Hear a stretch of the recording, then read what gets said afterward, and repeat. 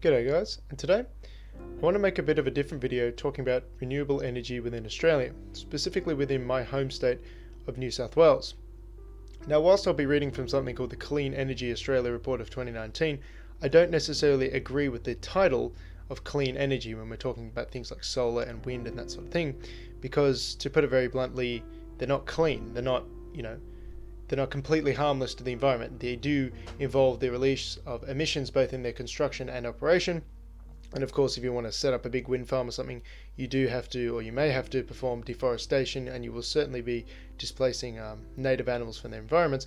So I refuse to call it clean, because it's not clean for the environment. It's just less sort of irreparably damaging, long-term damaging, that sort of thing. So I prefer to call it renewables, because of course any damage you do cause to the environment in its construction operation will be renewed by the damage that will not be caused by, say, excessive amounts of fossil fuels or something like that. So that's just something to get out of the bat straight away. But today we'll be looking at New South Wales, my home state, where I live, because frankly, New South Wales is lagging behind the rest of the nation in terms of renewable energy generation. So looking at this chart here, we can see that New South Wales is second to last in renewable energy generation, generating just a measly 15% of its electricity from renewables, and equivalent to 10,355 gigawatts per hour, and this is below the national average of 21.3%. We can clearly see that states such as South Australia and especially Tasmania are jacking up this amount, despite the fact that Tasmania is a state with a lot less land space. It's that tiny little island off the bottom of Australia. It is actually generating more renewable energy, which is very interesting when you consider that often renewable energy needs a lot of space. You need giant wind farms, giant solar farms, and that sort of thing, but those guys down there are kicking our ass in terms of renewable generation. But this is all looking to be changing within the next couple of years. We'll be having a look at some key programs and policies just here. So the big one is, of course, zero net emissions by 2050. Now, of course, this doesn't mean that there will be any emissions at all. There will be some emissions, but the idea is that any emissions that we put out will be less than the emissions that we reduce by doing such things as planting trees to remove carbon from the atmosphere, reducing the level of deforestation we take part in, using carbon scrubbers to recapture carbon from the atmosphere and that sort of thing. Because again, renewables do produce emissions, they just don't produce as many emissions. Something else we want to look at is the Climate Change Fund's strategic plan to increase renewable capacity to 10,000 megawatts by 2021. So that's only 2 years away. Now, looking at the current renewable generation of New South Wales, we can see it stands as I said before, 10,355 gigawatts per hour. And if we do a little bit of maths on that, we can convert that back into megawatts per hour by timesing it by 1,000. And then we can convert that into megawatts by dividing it by 8,760, which is the amount of hours in the year. Now we end up with a number which is about 1,180 megawatts. Now this is pretty interesting, because if we go through the Clean Energy Report, we can read that they say that this Climate Change Strategic Fund plan, or whatever it is, aims to double the state's level of renewable energy capacity to more than 10,000 megawatts by 2021. Now clearly 10,000 is more than simply a doubling of 1,180. I think what they mean by this is that there's a difference, reading between the lines, there's a difference between renewable energy capacity and renewable energy generation. And this is because, at least I think, due to the variances of generation in renewable energies. We can think about, for example, you may have the capacity to generate 10,000 megawatts a year, or an hour, I should say, 10,000 megawatts per hour. But if it's not very sunny that year in general, it's very overcast for whatever reason for most of the year, then you won't be generating that 10,000 megawatts. You will actually generate something maybe like 5,000 megawatts.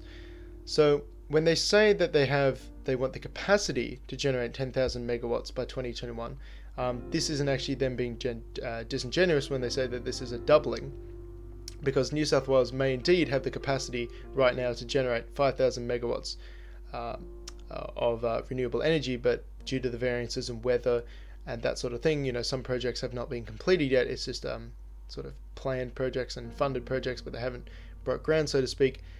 We were only actually generating that 1,180 megawatts. So I don't think that's actually a disingenuous statement.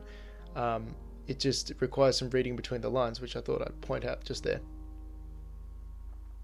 So something else that needs to be done is the transmission infrastructure strategy to improve access to develop poles and wires. Now that's very important because obviously if we can't, we want all this renewable energy, but if we can't hook it up to people's houses, then we're in trouble. And obviously all these renewable projects that are being built, they obviously need to be wired up. So again, if we can't get wires, then they're pretty useless.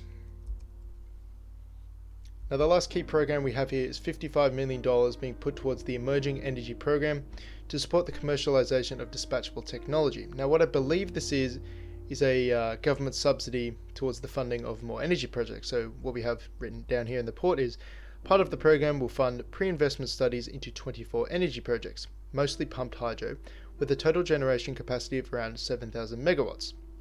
And these are on assets owned and operated by Water New South Wales. Now obviously that's a big step in the right direction towards the projected target of 10,000 megawatts per hour. That's almost 7 times more than what we're doing at the moment, which is pretty cool.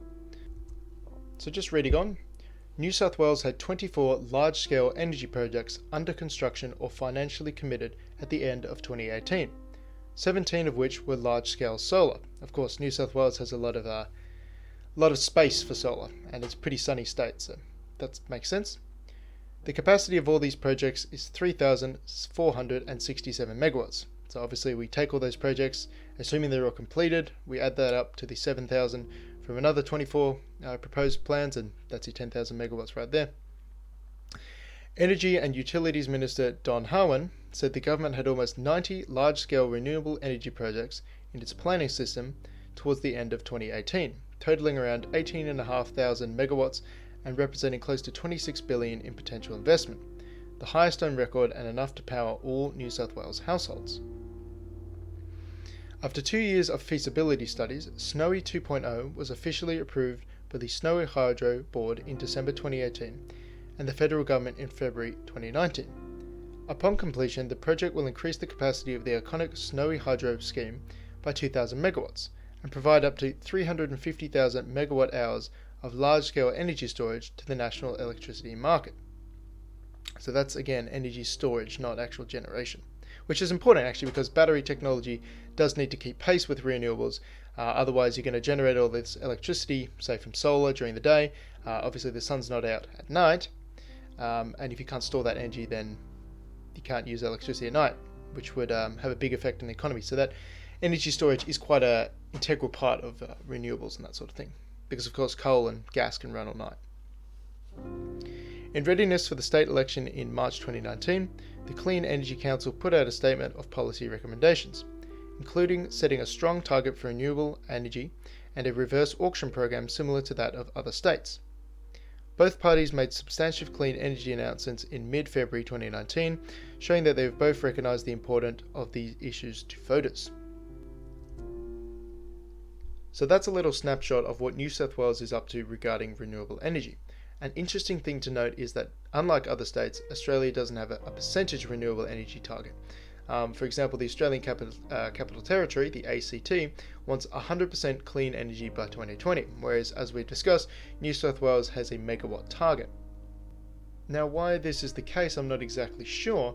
Perhaps we could theorise that the New South Wales government may be looking to invest in nuclear power, which is sort of an iffy point on whether that counts as renewable energy or not. And again, if they were going to produce a nuclear power plant, it's not considered renewable, then that would screw with a renewable target and make it harder to achieve and that sort of thing. The government does want to look good on paper, so maybe it's perhaps easier for them to hit these megawatt targets rather than a percentage if they're looking to invest in other sources of power that may not be considered renewable. Something else to consider may be that they're looking to keep up the massive population growth of New South Wales. Obviously, the more people are, the more power you need, and the more people are coming in, people arriving, population, the harder it will be to reach, say, 70% renewables, 100% renewables, because you need to build more stuff.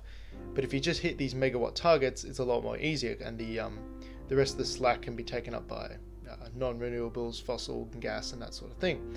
Again, I don't have any evidence for this. This is just little feelings. It's strange that they don't have this target, and they have these megawatt targets instead. But again, I don't actually know why this is the case. I just have a few spitball theories. Now, in principle, I'm quite supportive of these actions. I am a climate skeptic.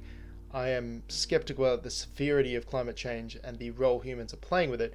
But of course, I do want society to have abundant energy, and I want there to be clean air. I don't want Australia to look like Beijing, where the runners had to during the Olympics they had to run with filters so they didn't die.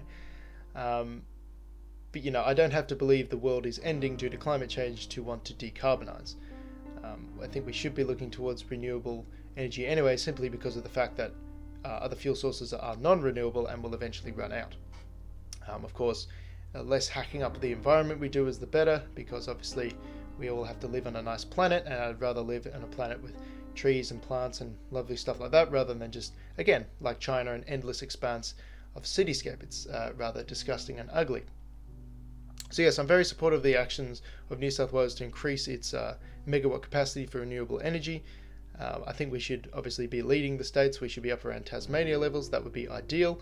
But again, I don't think the world is going to end due to climate change, so it's not like, a doomsday scenario for me. As always, leave your thoughts and feedbacks in the comments below. Thanks all for sticking around, and have a good one.